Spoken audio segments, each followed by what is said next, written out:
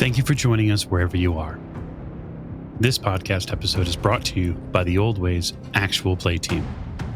This actual play uses the 7th edition Call of Cthulhu tabletop role-playing game rules by Chaosium. This actual play is performed by adults and in an adult setting. While we try very hard to stick to language for all ages, listeners should know that this podcast may include mature themes. All content, including names, places, events, companies, and etc., that may bear resemblance to entities living or dead, is strictly coincidental. My name is Michael Diamond, and for tonight's game, I will be your keeper.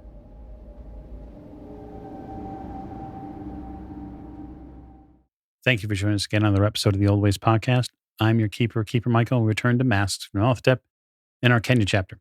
As we like to do at the top of the show, we'd like to thank you, the listener, and especially you, the Patreon supporter. If you haven't had to check out what we offer on Patreon, you can at patreon.com/theoldwayspodcast. Check us out over on YouTube, where you can see some of these wonderful people on camera doing things, tuning things, adjusting them, etc. So now I'm going to go ahead and get to introductions to my right. This is Tiffany, and I play Maeve O'Shea, and thankfully we were not invited to dinner.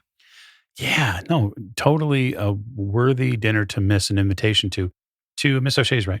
This is Morgan. I play Lillian Lane, and we are on a trip. Yeah, you are on a trip. At the end of the table. This is Jake. I'm playing Jack Doyle, and there be dragons here. That's a fair assessment. Fair assessment indeed. To Mr. Doyle's right. This is Lonnie, and I play Robert Drummond. And no, they look like perfectly fine birds. I'm sure nothing bad would happen if we interacted with them.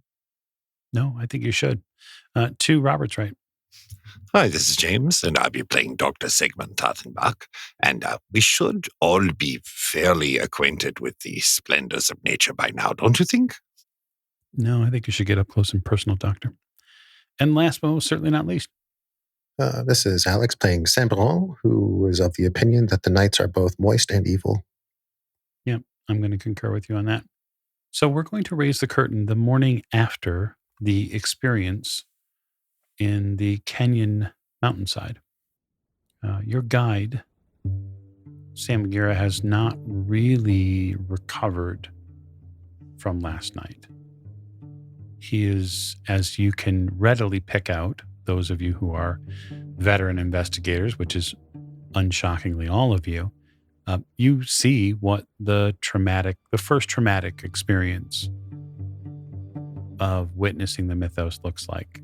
And it's an interesting parallel, remembering some of your own first thoughts and experiences when you've seen the unnatural, these things which should not be.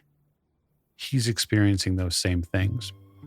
Yeah, meanwhile, we're all packing up and chatting. I'll go check on Mr. Mariga. He's by the pack animals. He seems to be trying to busy himself with tying his shoes, his boots. He's not really doing very well. Long night? He looks up. Oh, yeah. Yes, I struggled to sleep. Look, I'm not going to mince words with you. As we get closer to the mountain, there's really no telling what other things we might see or hear or find out here. And I wouldn't blame you if you wanted to run in terror. But what I can tell you is we've dealt with this kind of thing before, and we've survived. And we have no intention of letting harm come to you or anyone else out here. I don't know if you're a spiritual man, Sam, but if you would permit me, I think I might be able to help you steel your resolve a bit this morning, if you think it might help. I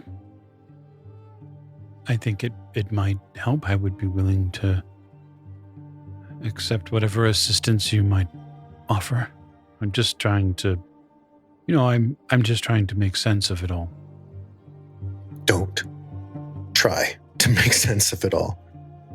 The ground here, is it dry? Is it wet? What's the environment like right now? Oh, it's fairly wet from probably morning rain and or dew.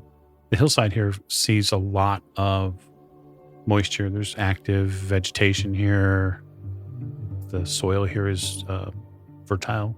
It's dark, black. Okay, I'll get a nice handful of kind of wet dirt, mud, and just kind of roll it around in my hands a bit. Considering your career as a guide, I'm going to act under the assumption that you may have had to put down a wild cat in your day. So while I can't help you in some ways, I'll hold up a couple of fingers with mud on them and kind of move near his face and just kind of wait for him to be okay with it. And if he permits me, then I will paint an earthly sign on his face, like on his right cheek, or his left cheek, rather. Yeah, he doesn't move. You slowly and carefully paint a square, which is the symbol that you use for Earth, onto his face. And the mud sets fairly quickly. You spend the necessary MP. And for the duration, if he was, I don't think he was down any HP, but if he is, he would gain 4. If he has any phobias or manias, they are gone for the time being, and he should have no further sanity loss until it ends. Blessing a Bass might have been nicer, but if this man's killed a cat, he's just going to get screwed. So we can't go doing that. Yeah, it doesn't seem to. It seems to land, right? It seems to set. The mud sets. You'd think there would be some sort of negative visual if he had harmed cats in the past. Well, it's not a prayer to Bast. It's just an earthly sign. So the prayer to Bast, if he had harmed a cat, then, well, bad things would have happened. It takes him a few minutes, but he's able to tie his boots and begins to sort of prepare himself again for the road. He thanks you. If you do have questions, you can feel free to ask. We'll answer what we can. I'm not sure I want to know.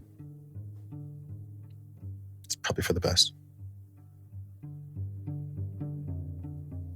He nods.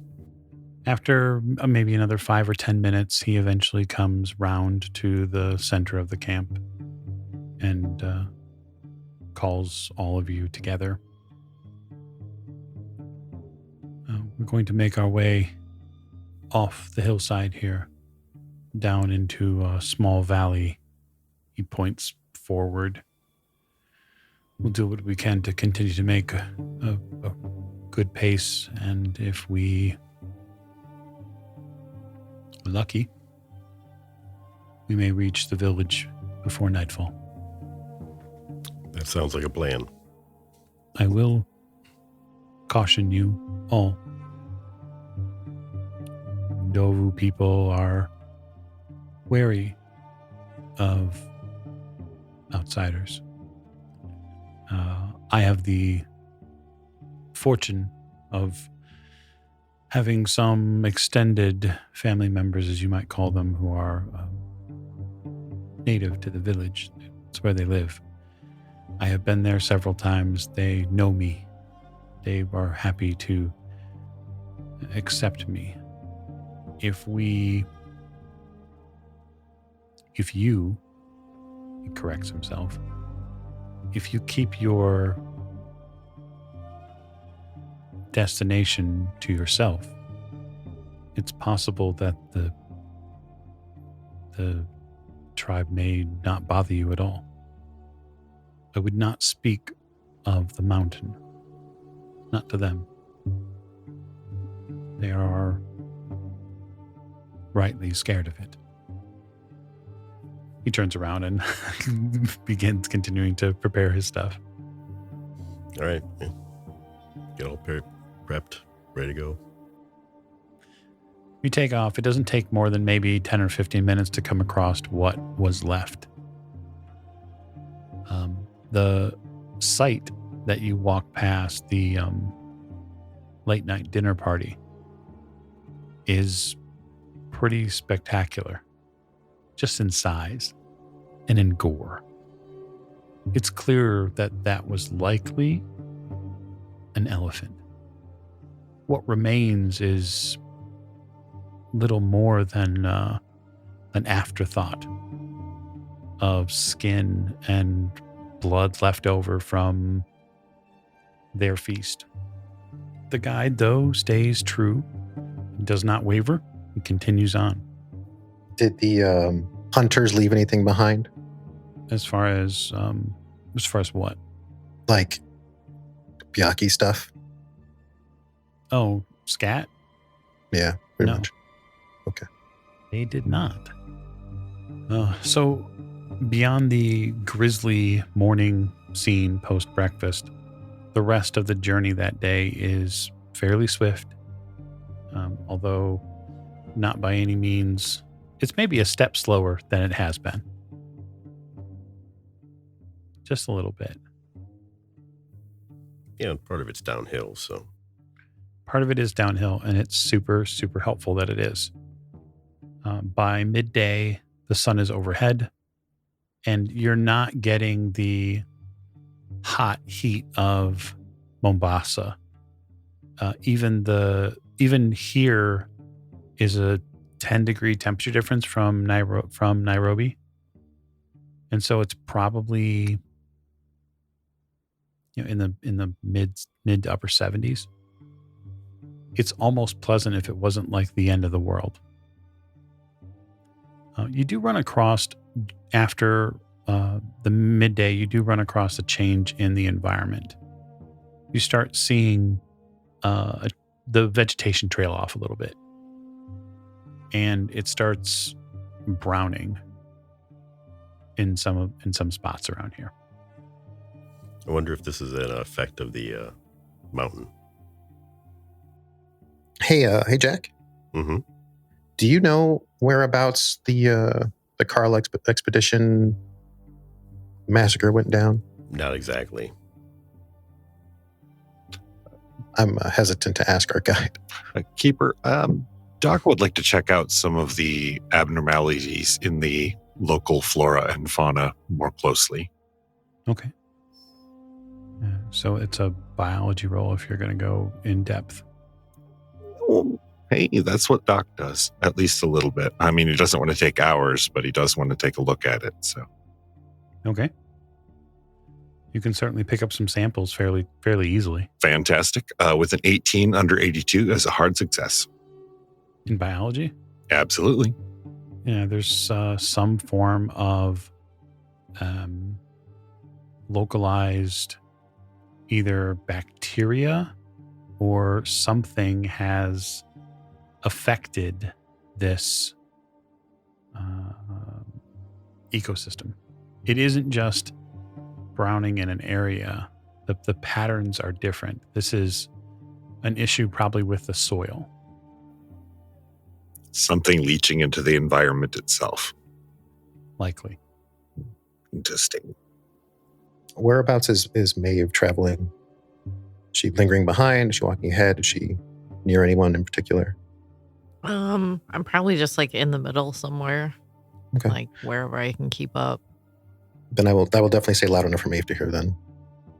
The reason I'm curious is if, okay, in the scheme of all this, we know that the expedition was kind of like a milestone event here. If that was kind of the inception of all this, whatever sacrifices they had, whatever ritual they had there started this, I was just curious whether it would be helpful to know anything about it or if there was anything we could garner from that place. Well, if I remember correctly, I believe that the actual location was in the Aberdare forest back there. Mm-hmm. Okay. It was in We have to a backtrack. clearing. Yeah, they never made it this far. Well, the people that were killed there never made it this far. I'm quite willing to believe that the Carlisle expedition made it all the way to the mountain, or most of them did. Okay. The adventure continues. You stop for dinner This is probably about 4 p.m., give or take. The sun is not down yet by any means. This section of the land also looks like it's been affected by something. Large swaths of the plant life here are affected by the same browning and deteriorating of the flora. And you also don't hear very many birds. There is a collection of insects, but the flies here are also trying to eat off of whatever they can. The pack animals especially are suffering from biting flies. Is it at all reminiscent of the patch that was created in Egypt when I had a little conversation with that cow? Actually, quite a bit. Well, that's chilling. The first part also this is probably the first part where you are also seeing in that fallow ground and that disturbed dirt that is no longer fertile, you're seeing like the occasional footprint. Headed which way? Headed northeast-ish, mostly north. Toward the mountain. I mean, technically speaking, there is a mountain on your left and a that's mountain right. on your right. Okay. Right. With twin mountains. One's the mountain Right. of the Black Wind, and the other one's. He told us last time, but I don't remember. You did. So is that the Great Rift Valley? Or no?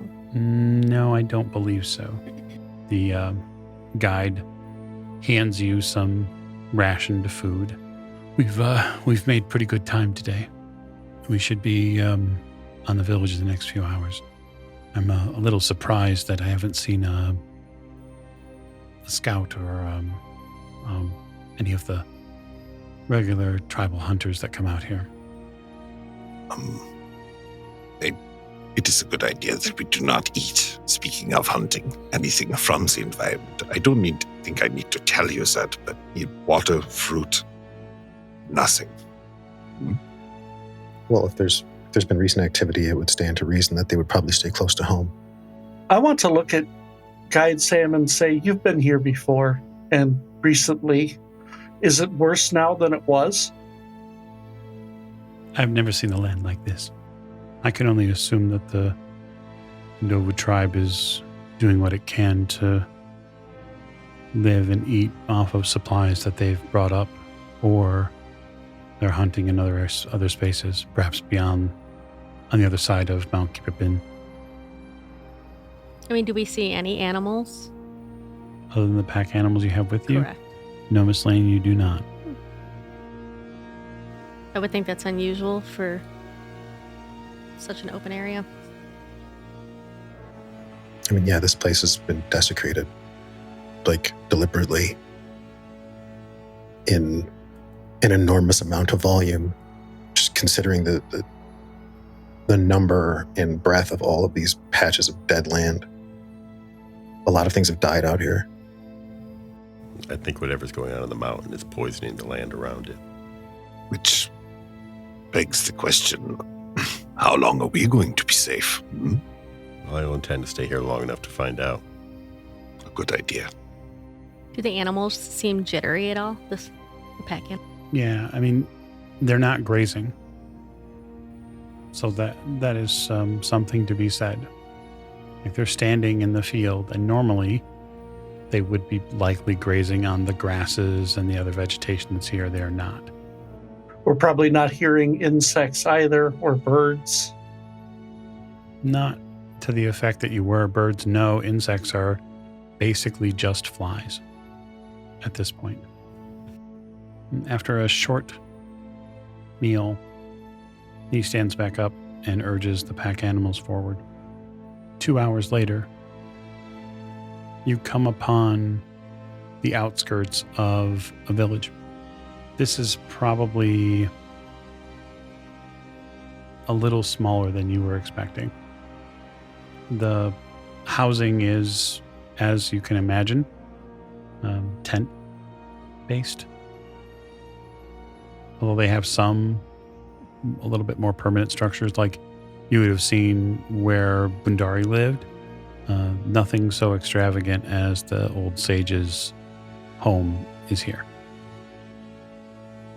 And then as you near it, a couple of young men come out to greet you with a collection of spears.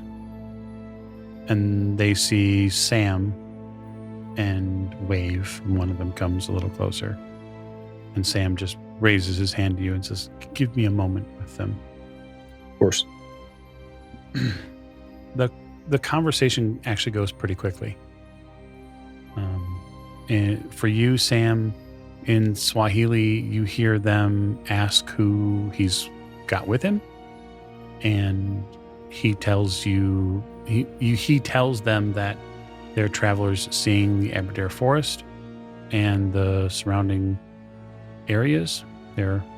He calls you effectively tourists. Not wrong. And says that he's hoping that they could use the village as a place to have for safety for a night or so while they plan their next move. And he says something in the effect of safety in numbers for all of the tribes. And the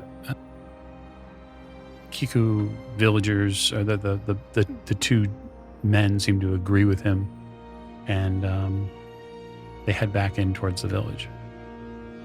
The guide comes back to the group of you. We will be allowed to camp nearby. Very good. We should look over the route. Mm-hmm. You get brought in a little bit closer, and your guide sets up the big tent that he has. So this probably could sleep maybe 8 or 10 people. Big canvas flaps, full on, stakes and poles and all the whole business. And he gives you the ability to segment that tent a couple of times. So there are spaces where people can have privacy. This is mostly for the women. Mm-hmm. And then after that, there's no like ceremony. There's no welcoming committee. None of that. It's quiet. People are very reserved here. And it's a little eerie. Are they acting in almost a lethargic manner? No, Doctor, I'd say that they're being cautious. Okay. So it's not like a sedate kind of or a suppressed movement. It's more of a caution and paranoia. Probably, yes. Okay. You're a people person, Doctor. Go out and talk to them. No, shake some hands, press the flesh. Kiss some babies. Why not? Speaking of talking to them, once if our guide leaves us to our own devices, then I'll take the opportunity to talk to the group. He does. He leaves, and when he leaves, Sam, he does mention to the group that he is going to meet a friend of his here, Kwame, that he would like to talk to. By all means. And he leaves the tent. Yeah, I look at Maeve. So Sam made it pretty clear that if we talk to these people about anything going on up there, that they're going to freak out. So what's the play here? I don't know. Because we were led to believe that these people might be willing to help us. Oh, we were told directly. We were told it was possible. But that'll be up to us to persuade them. What have you? I mean, persuade them to do what? Honestly, to play a vital role in the ritual, to sacrifice their lives for the protection of this place, to end this.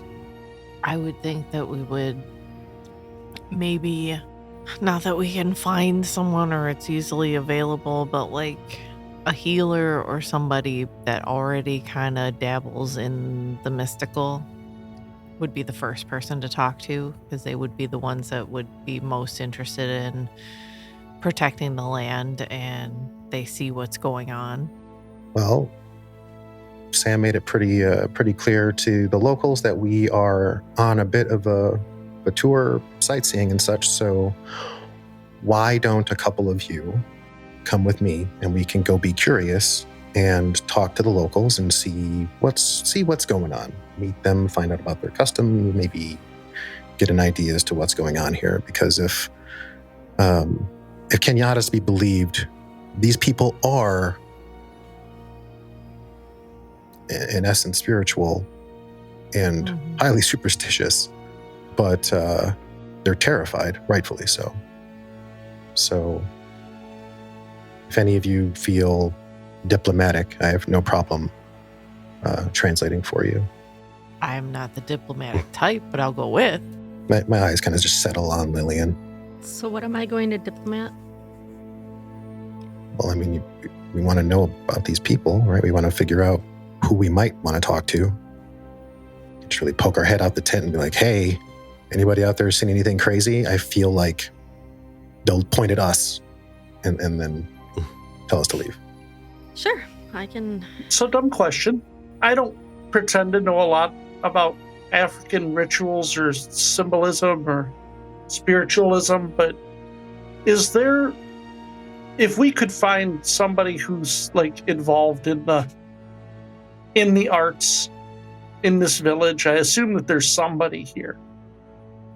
Is there any sort of like safe symbol or peaceful symbol that we might know? Much like with Bundari, if someone here knows a lot about anything, they will likely be protecting themselves or this place. I think that we should tread very carefully here. And if we do see anything like that, if we beeline directly for the most conspicuously, I don't know, occult-leaning person or tent here, I think we might raise some concerns. But being generally curious, I feel like we might be able to get away with for a while. But we are pressed for time. We have basically the night to do this if we want to make it to the mountain before this whole shit show comes to an end. Hey, Mike, what time is it? Currently? Was it dark yet? Yeah, I would say it's getting on to... It is definitely twilight, so it's probably about 6:30. It's late spring, so 6:37. Yeah, it's probably getting close to... I want to see if I can see the mountain through my field glasses. Yeah, you can, but you can't see any true definition. Okay. I mean, it's at least... by walk, it's at least a day and a half, probably. Okay. I'm just wondering if I can see anything from here. Yeah, you can. So to be clear, Mount Satima is 4,000 meters tall. So yeah, you can definitely see it. It likely, from what your vision shows, there's a big mountainous ridge, and then on top of that ridge is where the mountain is at. Okay. So it's going to be a multi-level climb. Oh, fantastic. It will likely be true mountaineering at some point. Yeah, I think I'm going to gather Lillian, Maeve, and the doctor, because he seems genuinely curious, and considering, his proclivities for helping people in need, maybe we'll find somebody that needs our help and we can earn some goodwill here. As long as everybody's, willing. I just kind of start walking around, looking for people that seem approachable. I'll leave any weapons behind, and I don't want to walking around like fully loaded. Yeah. I suppose a quick walk around the village shows about 2 to 2.5 dozen people live here. Primarily, those are adults. There are some children here, so I wouldn't count them among those numbers per se. There's probably 2 dozen adults, if not a little more, and then maybe half as many children. The kids are more interested in you all than the adults are. The kids find you fascinating to some extent. And so it doesn't take long to sort of tour the village, and people start poking their eyes out places and pointing and saying things in Swahili. And initially, it's a lot of childhood attention. But after a while of that, you get a woman carrying a clay pot. She comes towards a centralized cooking area. And she seems to be preparing something. She wears a fairly simple dress. Wrap is maroon in color, and then her top is like a yellow. She has a headscarf on. I'll roll over. Afternoon. My name is Sam. It's nice to meet you. Thank you for your hospitality and for welcoming us here. Are you speaking in Swahili to her? Yes. She turns to you and struggles but smiles at you. And she nods. Hello. I'm sorry if you're busy.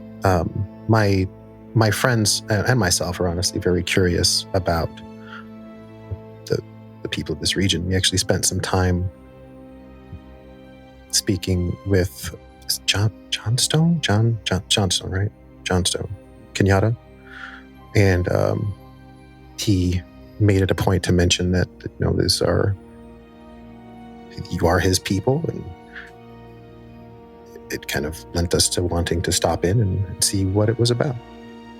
If we're not interrupting. You see her eyes get a little wide and she just continues to smile at you. Do you ever stop talking? Yes, often. She says to you, Sam, you are a friend of Johnstone's. Jojo. Recent, yes. Come to see the wilds of Africa. And all it has to offer, yes. Welcome. If it's okay with you, would you mind if I act as a translator so that my companions can speak to you as well? Certainly. I'll wave them over. This is Dr. Sigmund Bach and Lillian Lane, Maeve O'Shea. She smiles at each one of you. Small bow. I am Edie. She says that in English. It is wonderful. Sorry. It is very nice to meet you, my dear. Yeah, at this point, I will just continue translating for them to the best of my ability. Certainly. What brings you here? You're the diplomat, because otherwise I'll just spill the beans. We're here to take in the countryside and maybe hunt some of your wildlife as well. Oh. Of course. I was wondering though, we really didn't see any on our way to the village. And I expected to see quite a bit more. Has there been something going on? Yes. She smiles. There is trouble in the land. Trouble? Like the water is bad or... No, it appears that you have something affecting your vegetation. Some kind of virus or something. It is not a virus, it is a spirit. It comes from there. She points to the northeast. That is where the problem is. Do you have any ideas on how to remedy the situation? Remedy? No, we wait for it to pass, as we always have. Every few years, the winds come. The dark spirits dance on the land. They draw strange markings all over. And then they go. What if they don't go this time? She looks a little worried. It has been said that the wind has been stronger as of late, but we prefer not to talk about it. We do not want to draw its attention. She looks genuinely concerned. No, I agree. If that is gonna bring attention, we do not want that. Like, I want to make sure that I seem genuine, like I believe her because I do. So One of the villagers walks out of a villager walks out of the tent and comes a little closer. It's a man probably in his 40s or so. He has a beard, and he's dressed in very loose fitting clothes. And he says to Edie in Swahili, Are they bothering you? Is there an issue? Is there a problem? And she almost tisks him away. For your benefit, Sam, in Swahili, she says, Go back to the tent. You are no use here. And he gets this look on his face, and he sort of raises his hand and then walks off. Do you have a healer in this town or village? A healer? Yes. You are full of information. Where might they be? Would we be able to speak with them? Certainly. Is there someone wounded? Maybe spiritually. I don't relay that right away. I kind of, when Lillian says that, I will turn to Edie, Mm-hmm. and I will say, in our travels, we've encountered a number of things that have, well, scared a few people, and they may require some comfort. Comfort.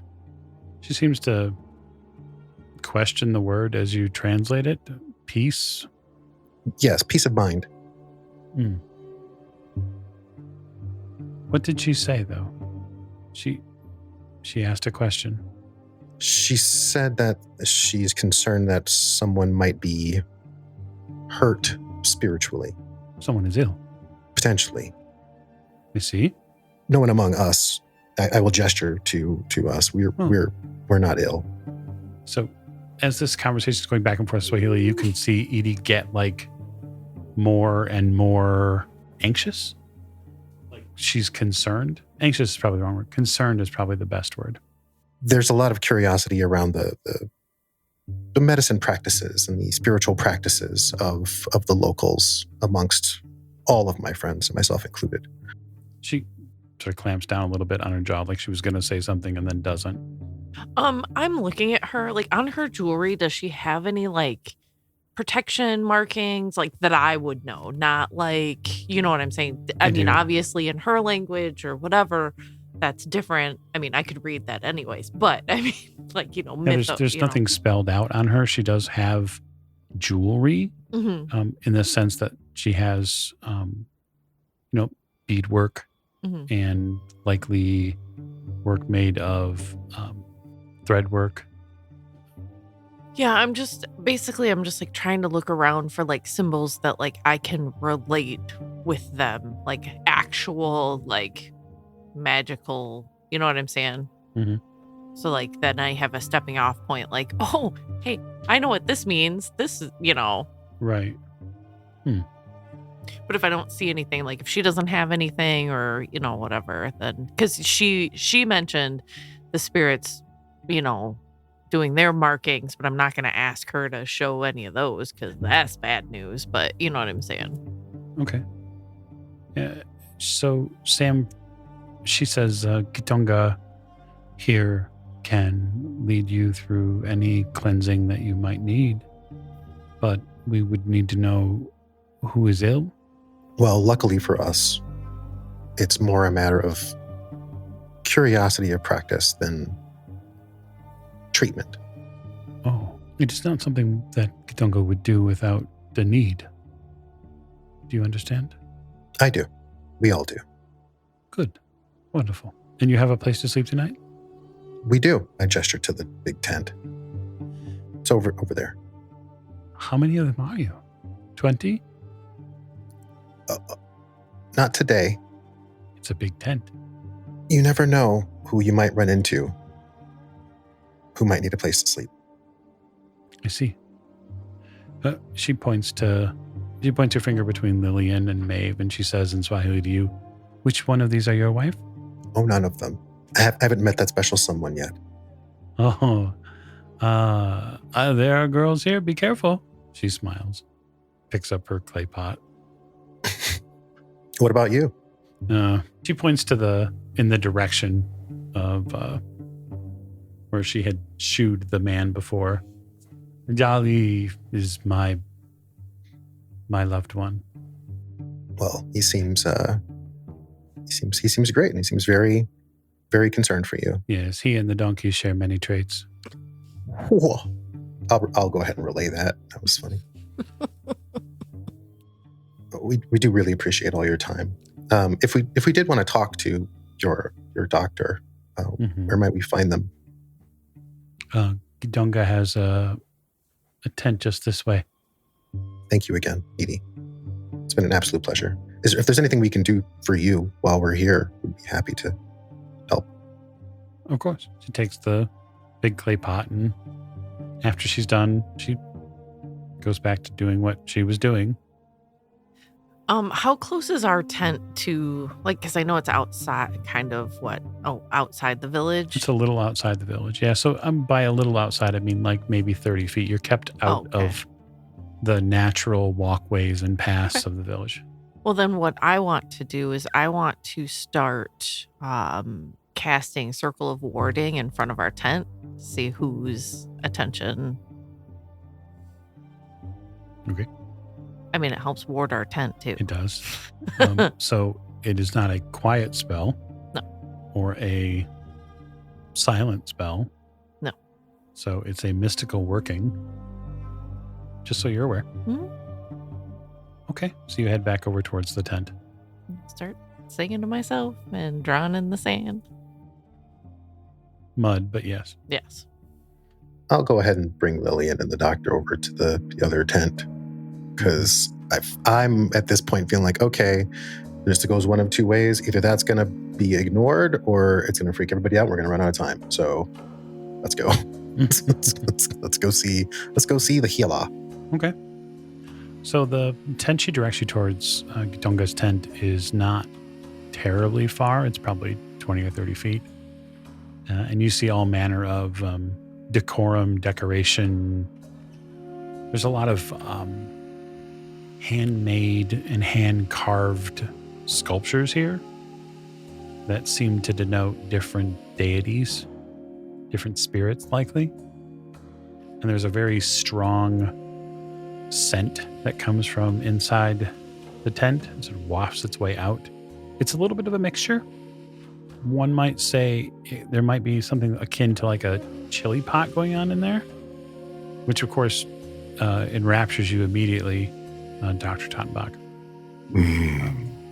Because a good chili is freeing in so many ways. Oh. From the inside out even. The other scent that's on the air is something that smells like sage. Y'all ready? What's the plan? You asked for the healer. This is what we get. There's no plan. Your plan was to talk to the healer, right?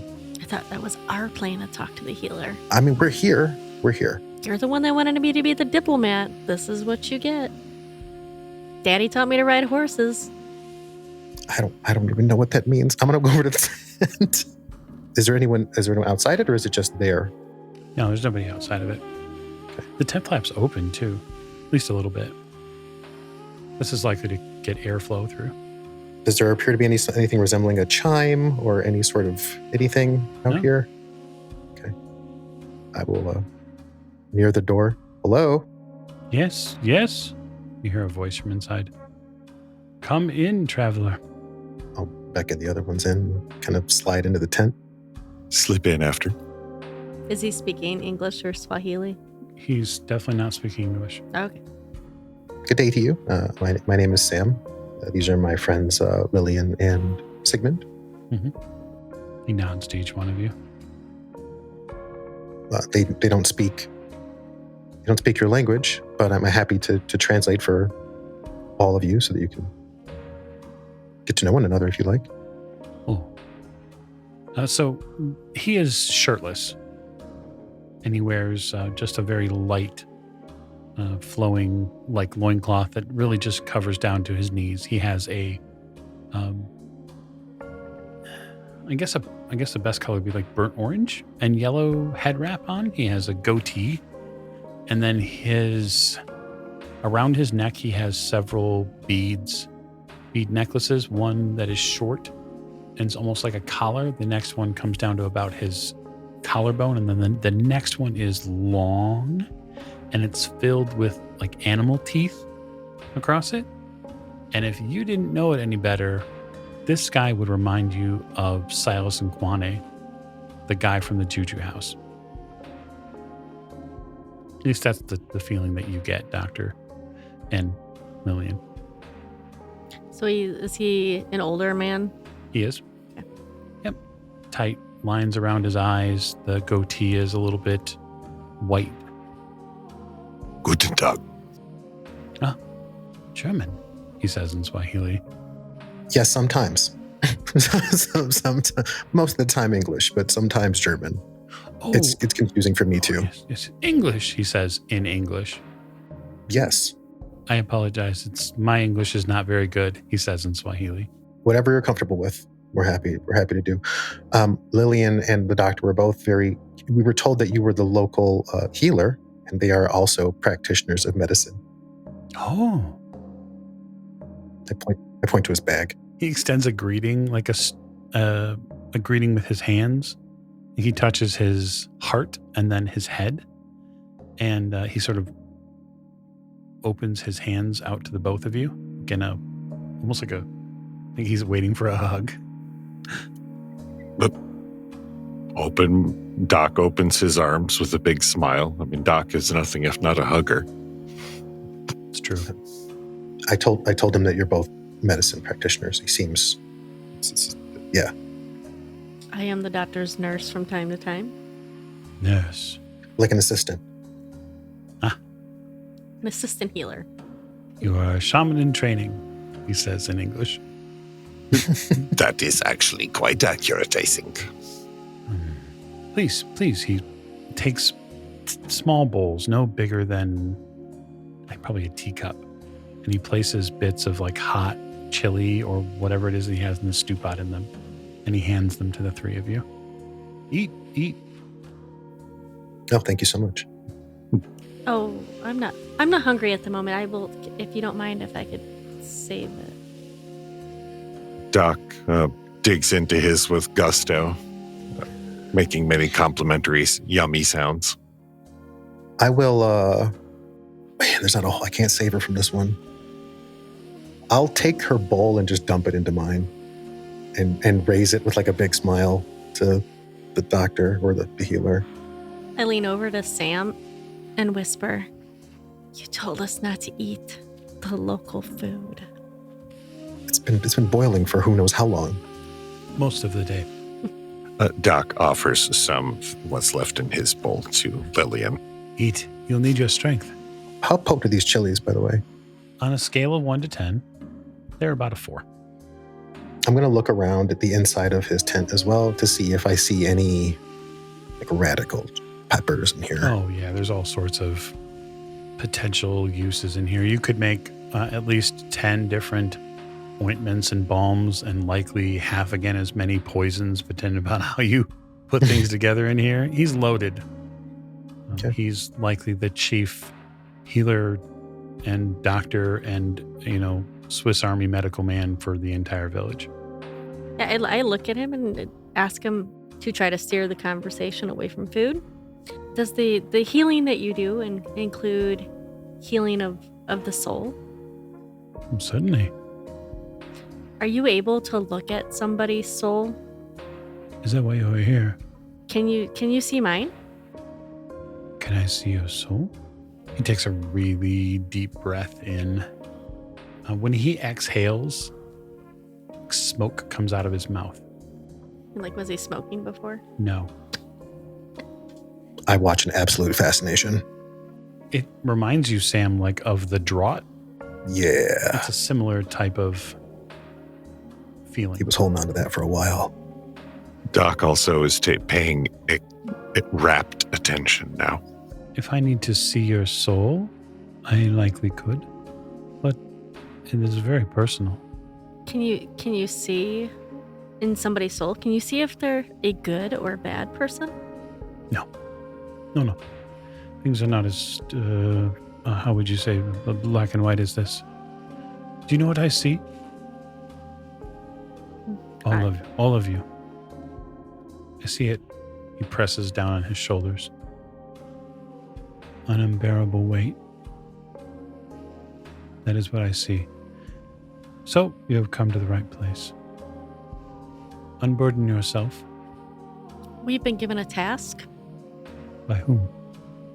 by a friend that has since passed. Huh? And we've been on this journey for a while now. And it's hard, and we've had to make hard choices.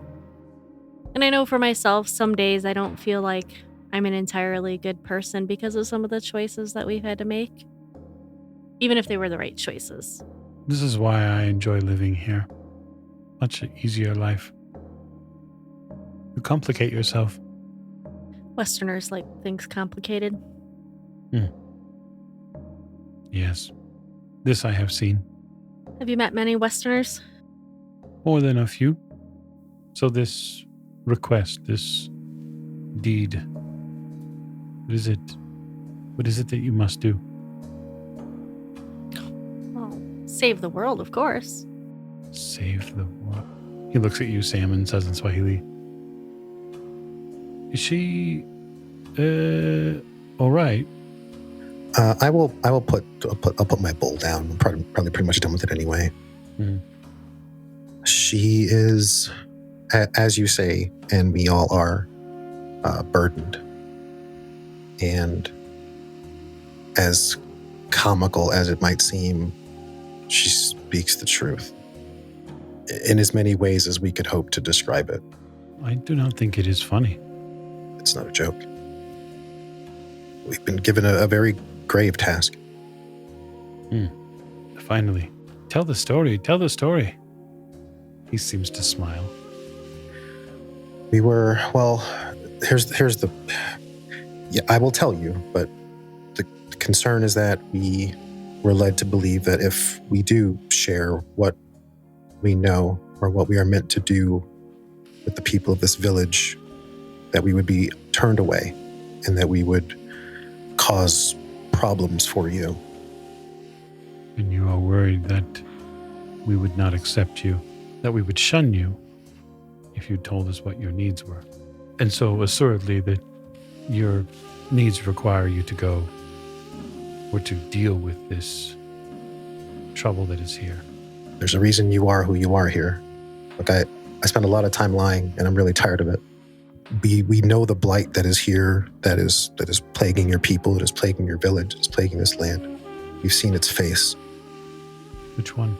Well, at least 3 that I know of. They say it has 1,000. I will make sure that I relay that pretty clearly to the doctor and the land so they understand that this guy is clearly aware. Doc visibly relaxes just a little because it is few and far between that we have come across people who have 100% believed us. So he takes a small amount of solace in that knowledge for once. Looking around the tent, you said that there was like hand carved statuary and things that pictures of spirits. What, like, is there anything familiar in here? Oh yeah, there's all sorts. I mean, every naturally occurring animal likely has a place here in this tent. So giraffes, you see elephants especially. There's probably 2 or 3 elephants that have been carved in here. Some are carved likely by kids, and some are carved by people who've been carving out of wood for decades. You find cats, you find, rhinos.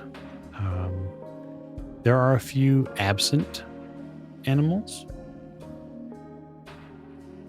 One is likely crocodiles. Okay. I will kind of head over to where I see like a jungle cat. Okay, so you lean left. Sure. Not a big tent. It's just a one-man band in here, so. You said you want me to tell you a story, so I will tell you the story. I was visited by a great cat. It's a great cat spirit who told me to come here and speak to your people, speak to the people of this village, to let them know that there is a way to stop what is happening, to seal away the evil that plagues this land. He sits up. He sits up on his heels. Gets in like a catching position. He seems to stretch and sort of bounce a little bit. There is a ritual that can be performed that would close the mountain and lock away whatever is festering in there. And you believe you can do this? I know that we can. We believe we have the ritual. We believe we have the will. What we lack is a tragic component. A grave price must be paid, and none of us can pay it. None of you? It would seem that we lack innocence. As Lillian said, we've all made hard choices. I see. This is a very grave, then, request. Well, I'm not here to make a request. I'm simply here to deliver the message so that you and your people can be made aware of the fact that there is something that we can do. I can't ask you to help us. I can only tell you what might be possible. I'm going to touch the cat gently. It's well carved. It is not by belief that she would lead me astray or that she would deceive me. So I have to believe that I can tell you the truth. We will need to speak with Kipsing. The village has a leader, and Kipsang is the only one who will be able to make that determination. The people here would want this to end, but it does seem a difficult price for a village already troubled by the wind. You will have to convince him. Sam kind of folds, like just kind of folds over a bit. All I can try to do is convince them that we're telling the truth. We have always believed in the power of the tale, the story, the myth. Yes, from one to another. It is how we are taught. It is how we learn lessons. I have given many lessons. And so, he looks at you, Doctor. If you wish to teach us something which must be done, you must tell the tale and convince them that it is the truth. Perhaps then you will feel unburdened. Well, whatever we are needing to do, I see no way around it. Smiles to Sam. This is so fucked. What is this fuck? The situation. It's just kind of throw my hands up and make a mess of things in the air. There is always chaos before the order. He stands up. He sort of expands like an accordion up. You see how tall he is? I understand you don't have much, but I'll point at a couple of the really potent chilies. Certainly. I'm happy to share them with you if you feel it will fortify you for your speak with Gibson. Oh, yeah. I take like 2 of them. I'm just going to tuck them away. All right. So back at the tent, Miss O'Shea, you have been singing and humming and doing your thing. Mm-hmm. So walk us through what you're spending and what you're casting then. I'm going to spend as much as I think I would need to ward off a Byakhee. Okay. So when a summoned being attempts to cross the barrier, it must make an opposed power roll against the total magic points invested in the circle multiplied by 5. Okay. So what you're doing is you're giving it an attribute rating based on how much you're going to invest. And then if something tries to get in, we'll multiply that number by 5. That will be the circle's power rating. And then if that creature who's summoned can't beat that circle in a test, the ward stands. Okay. Then I will invest 15. Okay. So you're going to give the circle effectively a 75 POW rating. Yes. Okay. Deduct the POW. I will say that process takes about an hour for you to erect. Right. Also, you're going to have to make a circle physically around the tent. Yes. You do so. You create a moat effectively. It's maybe 4 inches wide, give or so. It's probably just as wide as your hands. Mm-hmm. Your hand troweling around the tent. All the while you're singing. Mm-hmm.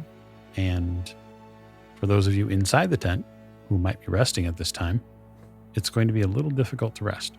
It's good singing. It's not the singing that's the problem, right? It's like the harmonizing in ways that humans don't that is a little difficult. It sounds pretty.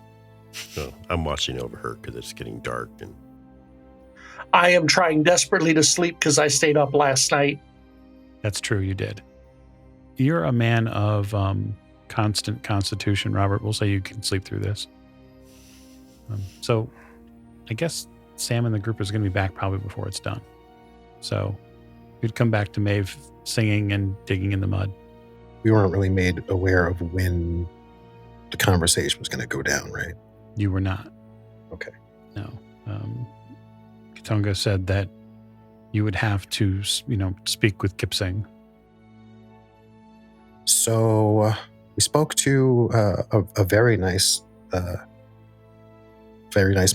in the tent over there. Seems to be the local healer type fellow who made a very fine chili and told us we would have to speak to Kipsing if we want to convince the locals of our problem and solution. okay, well, that's some headway. Well, nobody's running into fear yet, so fingers crossed. I look over at the singing Maeve drawing circles in the ground.